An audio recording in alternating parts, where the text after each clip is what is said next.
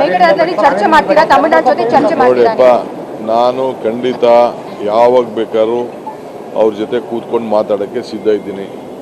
ನನಗೆ ಯಾವ ತಕರಾರಿಲ್ಲ.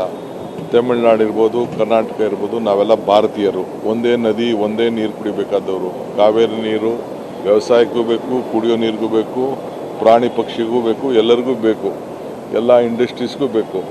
ಸೊ ಇವತ್ತು ತಮಿಳ್ನಾಡಿಂದ ಎಲ್ಲ ಎಷ್ಟೋ ಜನ ಬಂದು ಇಲ್ಲಿ ವೃತ್ತಿ ಮಾಡ್ತಾಯಿದ್ದಾರೆ, ಇಲ್ಲಿಂದ ಹೋಗಿ ಅಲ್ಲಿ ವೃತ್ತಿ ಮಾಡ್ತಾಯಿದ್ದಾರೆ. ನಾವು ಅದಕ್ಕೆ ಬೇರೆ ಮಾಡೋಕ್ಕಾಗ್ತದ? ನಮಗೆ ಇಷ್ಟ ಇಲ್ಲ. ಈ ಪ್ರಾಜೆಕ್ಟು ತಮಿಳ್ನಾಡವ್ರಿಗೆ ಜಾಸ್ತಿ, ಕರ್ನಾಟಕನ ಏನಪ್ಪ ಅಂದರೆ ಬ್ಯಾಲೆನ್ಸಿಂಗ್ ರಿಸರ್ವ್ ಮಾಡೋದ್ರಿಂದ ಏನು ಕಷ್ಟ ಕಾಲದಲ್ಲಿ ಅವ್ರಿಗೆ ನೀರನ್ನು ಏನು ನಾವು ಕಂಪಲ್ಸರಿ ಕೊಡಬೇಕು, 177 TMC ನೀರು ಕೊಡಬೇಕು, ಆ ನೀರನ್ನು ಅವ್ರಿಗೆ ಕೊಡ್ತೀವಿ. ಇಲ್ಲಿ ಏನಪ್ಪ ಅಂದರೆ ನಮ್ಮ ಮಂಡ್ಯ, ಈ ಕಡೆ ಹಾಸನ, ಈ ಕಡೆ ಬೇರೆ ಏನು ನಮ್ಮ ಜಿಲ್ಲೆಗಳಿದೆ, ಚಾಮರಾಜನಗರ, ಆ ಜಿಲ್ಲೆಗಳಿಗೆ, ತುಮಕೂರು ಜಿಲ್ಲೆ, ಆ ಜಿಲ್ಲೆಗಳಿಗೆ ಇಲ್ಲಿ ಸ್ಟೋರ್ ಮಾಡಿಬಿಟ್ಟು ಆ ತೊಂದರೆ ಸಂದರ್ಭದಲ್ಲಿ ನಾವು ಕೆಳಗಡೆ ಬಿಡಲಿಕ್ಕೆ ಒಂದು ಅವಕಾಶ ಇದೆ. ಅವರು ಕರ್ನಾಟಕದವರು ಬದುಕಬೇಕು, ತಮಿಳ್ನಾಡವ್ರಿಗೂ ಬದುಕಬೇಕು. ವಿದ್ಯುತ್ ಶಕ್ತಿ ವಿಚಾರದಲ್ಲಿ ನಮಗೊಂದು ಲಾಭ ಇದೆ, ನಾನಿಲ್ಲ ಅಂತ ನಾನು ಹೇಳೋದಿಲ್ಲ.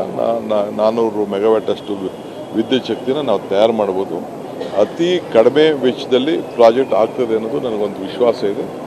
ನಾವು ಈಗಾಗಲೇ ಅದಕ್ಕೆ ಏನೇನು ಬೇಕೋ, ಈಗ ಸುಪ್ರೀಂ ಕೋರ್ಟ್ ಅವರು ಈಗಾಗಲೇ ತಮಿಳ್ನಾಡವರ ಏನು ವಾದ ಇತ್ತು, ಆ ವಾದನ ಕೇಳಿದ್ದಾರೆ. ಅವರು ಜೊತೆಗೆ ರಿವ್ಯೂ ಹಾಕಿದ್ರು, ಆ ರಿವ್ಯೂನು ಕೇಳಿದ್ದಾರೆ, ರಿವ್ಯೂನು ರಿಜೆಕ್ಟ್ ಮಾಡಿದ್ದಾರೆ.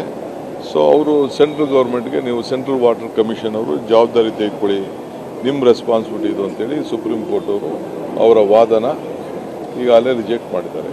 ಅದು ಬಿಟ್ಟರೆ ಈಗ ಆರ್ಡರ್ ಏನು ಬಂದಿದೆ ಅವ್ರಿಗೆ ಅನುಕೂಲ, ನಮ್ಗೆ ಅನುಕೂಲ, ಇಬ್ಬರಿಗೂ ಸಮಾಂತರವಾದಂಥ ಆರ್ಡರ್ನ ಅವರು ಕೊಟ್ಟಿದ್ದಾರೆ. ತಮಿಳುನಾಡು ಸಿಎಂ ಹೇಳಿದ್ದಾರೆ ಪ್ರೈಮ್ ಮಿನಿಸ್ಟರ್ ಮೋದಿ ಮೇಕೆದಾಟು ಪ್ರಾಜೆಕ್ಟ್ಗೆ ರಿಜೆಕ್ಟ್ ಮಾಡಬೇಕು ಅಂತ.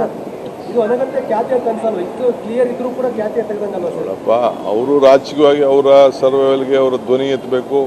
ಎಲ್ಲ ಪಾರ್ಟಿಯವರು ಅದಕ್ಕೆಲ್ಲ ಒಟ್ಟಿಗೆ ಸೇರಿ ಅವ್ರು ಮಾಡ್ತಾರೆ. ಅವ್ರ ವಾದ ಎಲ್ಲ ಮಾಡಾಗಿತ್ತಲ್ಲ. ಜಡ್ಜ್ಮೆಂಟು, ಸುಪ್ರೀಂ ಕೋರ್ಟ್ ಜಡ್ಜ್ಮೆಂಟು, ಅದು 3 ಮೆಂಬರ್ ಜಡ್ಜ್ಮೆಂಟು ಬಂದ ಮೇಲೆ ಇನ್ನೇನು ಮಾಡೋಕ್ಕಾಗ್ತದೆ? ಈಗ ನಮಗೆ 177 TMC ಬಿಡಬೇಕು ಅಂತ ಹೇಳಿದ ಮೇಲೆ ನಾವು ಒಪ್ಕೊಳ್ಳಿಲ್ವಾ? ಈಗ ಬಿಜೆಪಿಯಿಂದ ಆಯ್ಕೆಯಾಗಿರೋ ಸಂಸದರು ಇದ್ರ ಬಗ್ಗೆ ಹೋರಾಟ ಮಾಡಬೇಕಲ್ಲ ಕೇಂದ್ರದಲ್ಲಿ? ಅವ್ರು ಮಾಡ್ತಾರೆ ಖಂಡಿತ. ನಮ್ಮ ರಾಜ್ಯಕ್ಕೆ ಸಂಬಂಧಪಟ್ಟಂಥ ಎಲ್ಲ ಎಂಪಿಗಳು, BJP ಇರ್ಬೋದು, ದಳ ಇರ್ಬೋದು, ಕಾಂಗ್ರೆಸ್ ಇರ್ಬೋದು, ಎಲ್ಲ ಒಗ್ಗಟ್ಟಿನಿಂದ ನಮ್ಮ ರಾಜ್ಯದ ಹಿತನ ಕಾಪಾಡ್ತಾರೆ ಅನ್ನೋ ಒಂದು ಆತ್ಮವಿಶ್ವಾಸ ನನಗಿದೆ. ಸರ್, ಈಗ ನೀವು ಅಲಯನ್ಸ್ ಅಲ್ಲಿ ಇದ್ದೀರಿ, ಅಲ್ಲಿ ತಮಿಳುನಾಡಲ್ಲಿ ಈಗ ನೀವು ಕಾಂಗ್ರೆಸ್ ಸಹ ಅಲಯನ್ಸ್ ಅಲ್ಲಿ ಇದೆ. ಹಾಗಾಗಿ ಒಂದು ರಾಜಕೀಯವಾಗಿ ಬಳಸ್ಕೊಂಡು ಇದನ್ನ ನೀವು ಸಮಸ್ಯೆ ಇತ್ಯರ್ಥ ಪಡ್ಬೋದು ಸರ್? ಖಂಡಿತ ನಾವು ನಮ್ಗೇನು ಅವ್ರಿಗೆ ಮನವಿ ಮಾಡಬೇಕು, ಖಂಡಿತ ಅವ್ರಿಗೆ ಮನವಿ ಮಾಡ್ತೇವೆ. ಕರುನಾಡು ಟೈಮ್ಸ್ ಚಾನೆಲ್ನಲ್ಲಿ ಸುದ್ದಿ ಮತ್ತು ಜಾಹೀರಾತು ನೀಡಲು ಈ ನಂಬರ್ಗೆ ಕರೆ ಮಾಡಿ.